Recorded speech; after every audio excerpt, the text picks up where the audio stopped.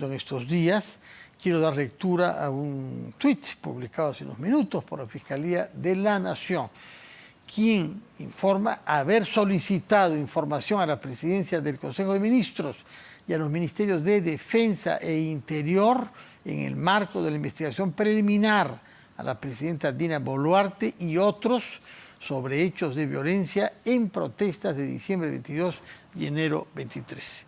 Eso es lo que la Fiscalía dice, estar solicitando información que alimente la investigación preliminar a la presidencia Dina Boluarte.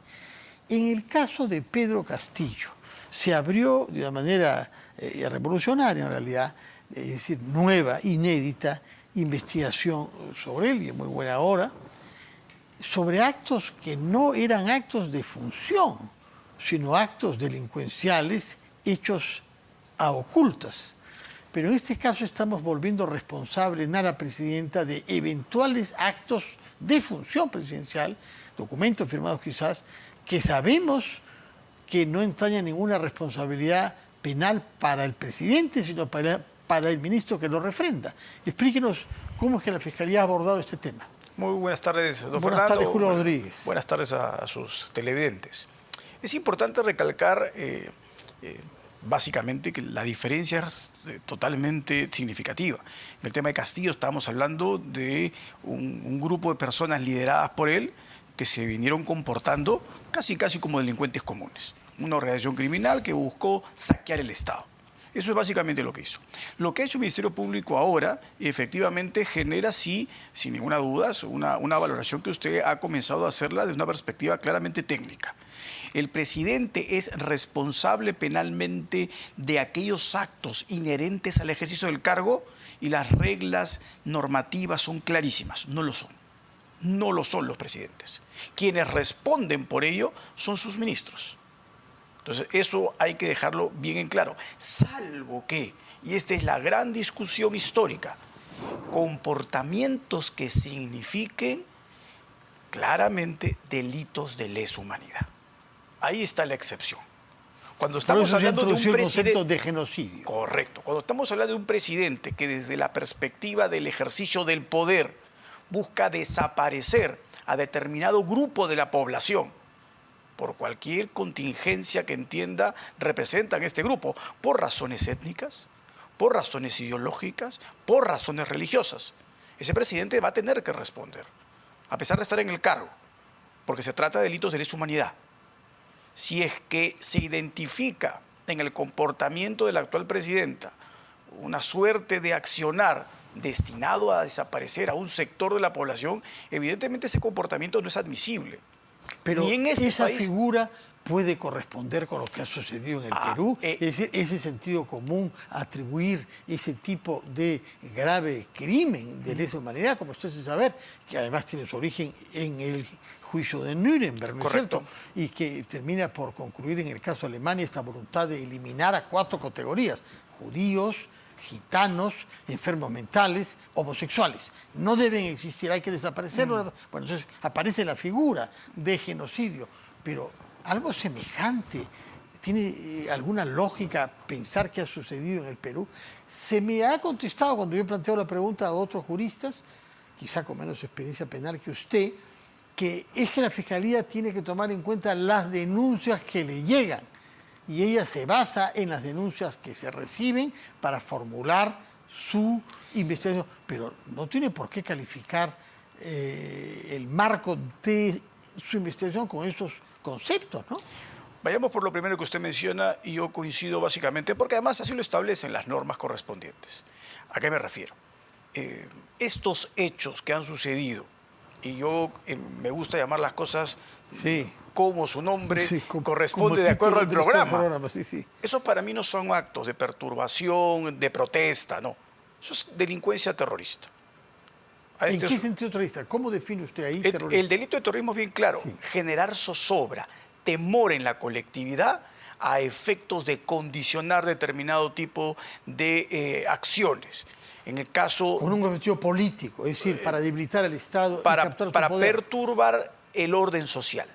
Es bien amplio el concepto del delito de terrorismo. Lo que hemos visto de colocarle a un policía ¿no?, una bomba incendiaria y quemarlo vivo, eso lo que busca es generar temor para que la policía no accione como corresponde.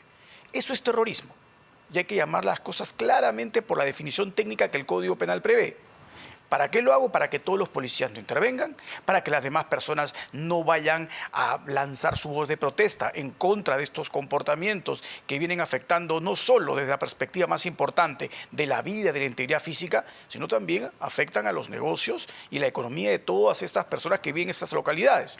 Eso es terrorismo histórico. Es terrorismo, aunque sea hecho, por ejemplo, por narcotraficantes, con objeto efectivamente de eliminar controles a ellos y de intimidar a la policía para que no se investigue. Hay un concepto que siempre se manejó históricamente, el narcoterrorismo. Sí. Entonces, no hay ningún tipo de limitación para que el financiamiento del terrorismo provenga del narcotráfico, provenga de la minería ilegal, provenga de la tala ilegal. El narcoterrorismo es una confluencia, sí, claro, entre los remanentes de una organización terrorista y los narcotraficantes, sobre todo en el Braem y antes en el Guayaga, ¿no? Correcto, con una suerte de simbiosis, ¿no? Es decir, acá el riesgo, y por eso que le hago la pregunta, es hacer creer a la población de que el terrorismo está detrás de todo y de que tiene un poder y una presencia mayor que la que quizá tiene, porque ha sido derrotado. Hay naturalmente Movadef, pero capacidad operativa en el Braem, pero no se sabe qué fue ahí. A ver, lo que sucede es que, recuerde usted cómo evoluciona el fenómeno terrorista en el Perú. Sí. No evoluciona de un día para otro tomando grandes ciudades. ¿No? Comienza por determinadas localidades, con actos puntuales que se van después paulatinamente, pues, matando policías, tratando de matar a dirigentes populares. Y después dejando sin fluido eléctrico a determinadas ciudades, bloqueando carreteras, bloqueando aeropuertos. No podemos dejar de ver que estos comportamientos coinciden básicamente con un esquema ya no del terrorismo de los 80s y 90s. Tampoco podemos pretender que este tipo de delincuentes actúen como en aquel momento que, como usted dice, casi fueron derrotados al 100%. Tiene que cambiar de estrategia. Y evidentemente lo que estamos verificando el día de hoy es un cambio de estrategia. Y eso significa claramente que tiene que haber una respuesta del Estado desde inteligencia. Recuerde usted que históricamente, no solo en el Perú, sino a nivel mundial, el brazo más importante para derrotar a la delincuencia terrorista, provenga de donde provenga, es a través de inteligencia. Y la inteligencia policial sobre todo, ¿no? Sí, claro. Y la inteligencia da los instrumentos para que las fuerzas del orden puedan generar paz y desarticular a esas células terroristas que, como usted dice, y espero yo también sea así, son todavía en determinados lugares actos aislados, que hay que evitar que se generalicen. Lo que usted señaló, por lo tanto, me parece clarísimo. Porque este crimen contra el policía calcinado es un crimen bárbaro y de una violencia y de una crueldad que no habíamos visto desde que Sendero era activo, ¿no? Correcto. O sea, no es que tiene precedentes en el comportamiento reciente de remanentes terroristas ni nada que se parezca. Pero como usted... sí. Lo que sucede es que, mire usted, don Fernando, ya la guerra del terrorismo moderno no se va a simplemente focalizar en un acto de esta naturaleza. El efecto que eso tiene a través de las redes sociales es magnificado de una forma incontrolable. Todo el mundo, no me refiero solo en el Perú, sino todo el mundo, ha visto lo que ha sucedido con ese policía, que espero yo pronto el Congreso lo condecore porque es un héroe de la patria. Sin duda, sin duda, sin duda. Entonces, eso es parte de la lucha. Quieren ellos posicionarse. Mire usted lo que vienen publicando diversos medios de comunicación social. Nosotros tenemos una joya que es Cusco. Y evidentemente el centro, ¿no? El diamante más importante es Machu Picchu. El día de hoy está con una ocupación que no llega al 5%. Entonces, eso es peligroso. Entonces, ahí apunta el movimiento terrorista, a dejar a estas localidades que han comenzado a tener un crecimiento significativo en los últimos 15 años, ¿para qué? Para que se plieguen de manera voluntaria o involuntaria, como también sucedió en los 80s, 90s, a esta guerra que no tiene ningún tipo de sentido. Y esto es claramente lo que el Estado tiene que enfrentar. Ahora bien, que el presidente de la República, o la presidenta para ser precisos, realice acciones para controlar ello, no significa que tiene que ser investigada por un delito de genocidio. Es cierto, el Ministerio Público recibe denuncias de diversos ámbitos y tiene que procesarlas, pero tiene la discrecionalidad de, tratándose pues de denuncias que no tienen mayor contenido, realizar lo que se denomina técnicamente un rechazo liminar. Es decir, esto es tan burdo que ni siquiera merece ser investigado. Y lo archivo. Además, presentar el anuncio de esta investigación en plena sesión del Congreso, ¿no? Cuando se estaba discutiendo la confianza. Parece por lo menos un momento desafortunado, ¿no? O es fruto de fiscales que viven en el séptimo cielo y no están conectados con la realidad. Yo espero que sea básicamente tratar de llevar la formalidad a su extremo. Porque lo que sí sería bastante, por lo menos novedoso, pero sí muy significativo, es que tengamos a un Ministerio Público que comience a dar los primeros pasos en la arena política. Y eso sí, evidentemente, va a generar un trastocamiento de las funciones que le corresponden. ¿Pasos para desestabilizar el gobierno de Dina Boluarte? Si fuera un paso en la arena política, el único efecto que puede tener una investigación por genocidio anunciada cuando se está discutiendo la confianza del gabinete o Tarola, es para desestabilizar el gobierno. Bueno, eso puede ser una lectura. Recuerde usted que normalmente en cualquier tipo de comportamiento institucional siempre hay la búsqueda de una función manifiesta que es la que todos pueden leer fácilmente, que es la que todos creen que es, pero siempre hay funciones ocultas, que son las que efectivamente se cumplen.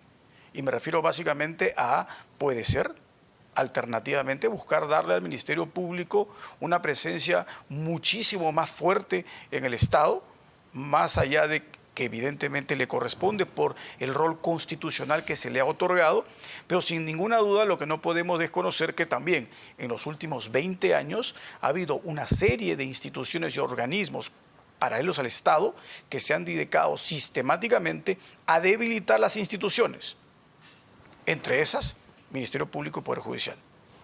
Y entonces sería una reacción para reafirmarse y para evitar esta fragilización que usted dice. Claro, recuerde usted que si no estuviese el Congreso de la República un descrédito tan inconmensurable, el siguiente en la lista es el Poder Judicial y el Ministerio Público en descrédito institucional.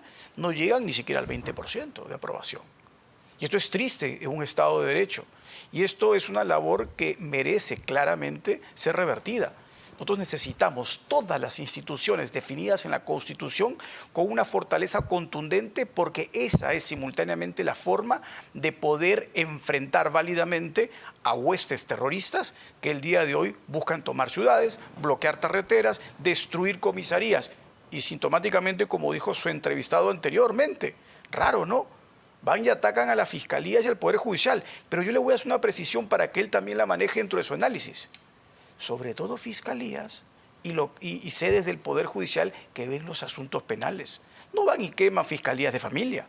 No, y penales vinculados al narcotráfico, ¿no? Es que casi en provincia las fiscalías que ven los temas penales ven todos los temas penales. Y en una misma sede se dividen allí la ubicación física de las fiscalías que ven delitos comunes, crimen organizado, narcotráfico, etc. ¿Por qué hay tan pocas causas vinculadas a la minería ilegal? Pese a que un informe reciente hace saber que el volumen de ventas de la minería ilegal habría superado largamente a la formal, al narcotráfico. No, y a la minería formal a veces, en ciertos minerales. Pero en todo caso al narcotráfico, sí, es claro. decir, que la minería ilegal es en términos monetarios ahora mayor que el narcotráfico. Pero eso es una sencilla razón, don Fernando, y esto es claro y evidente. Es porque realmente el Estado es el responsable a través de normas que son, en esencia, la ventana por donde todos se fugan. Yo establezco minería ilegal como delito, pero establezco una zona gris que no es delictiva, sino que es transitoria, que se llama minería informal. Bueno, la minería si ilegal te quiere formalizar, si te quiere formalizar. Así es. Bueno, entonces yo puedo estar en el camino perpetuo de la formalización, sí, y no llegar a formalizarme y ya no cometo delito. Pero bueno, salvo que te comprometes a no hacer ciertas prácticas como usar mercurio en los ríos, etcétera, que es lo que contamina más y lo que hace la minería ilegal, ¿no? Sí, pero don Fernando, no solo se utiliza mercurio, sino otro tipo de sustancias químicas que son evidentemente muy tóxicas. Pero es como usted dice, es un compromiso. Sí. Sí, se comprometen, pero en la práctica no sucede. El tiempo corre y yo quería aprovechar de usted para otro caso que tiene que ver con la Fiscalía también, que se refiere al congresista Freddy Díaz. Usted sabe que ha sido objeto de una investigación en la Subcomisión de Acusaciones Constitucionales que elevó eso al Pleno y ayer no se consiguió el número mínimo por la abstención de algunos congresistas y algunas congresistas también, incluso dos exministras de la mujer. Y hoy vemos que la Fiscalía anuncia que se ha solicitado prisión preventiva. Una vez más, estamos en una especie de rivalidad entre Fiscalía y Congreso. ¿Cómo analiza usted el caso desde el punto de vista penal de Freddy Díaz? Bueno, yo creo que ese caso es bastante grave. Lo hemos conversado muchísimas veces. Sí. Pero entre tanto han pasado algunos meses de espera y este resultado inesperado de ayer. Del Congreso. Y además esto sucede el mismo día, a su vez, que se está discutiendo la confianza, Claro. en la que necesitamos más que nunca un Congreso que sea respetado por la población y hace este tipo de cosas. Y mire usted, porque lo hemos conversado en algún momento y yo he manifestado claramente mi posición al respecto.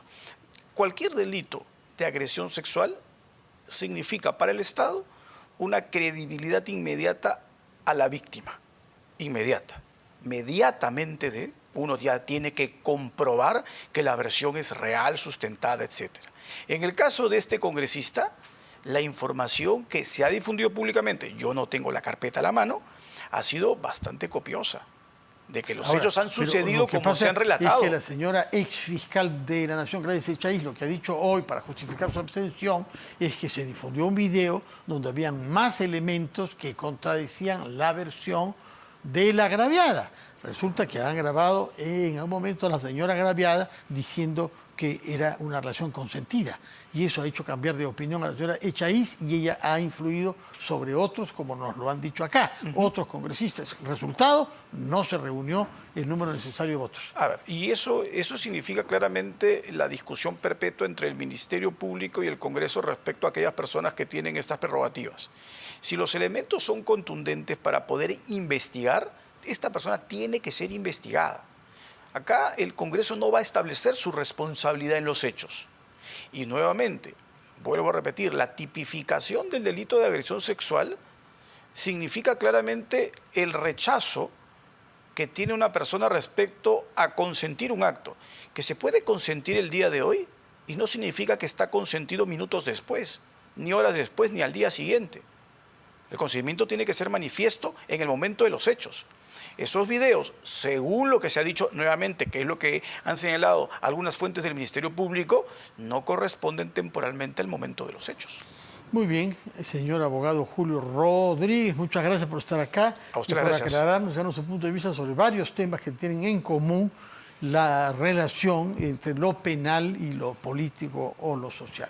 Lo hemos escuchado hablando sobre los delitos que se han cometido en el contexto de las manifestaciones, nos ha explicado sobre todo la situación de este suboficial que ha muerto calcinado en su vehículo patrullero y también ha hecho una referencia al caso del congresista Freddy Díaz, que no ha sido objeto de una inhabilitación para ejercer la función pública porque no se alcanzó en el Congreso ayer el número requerido de votos.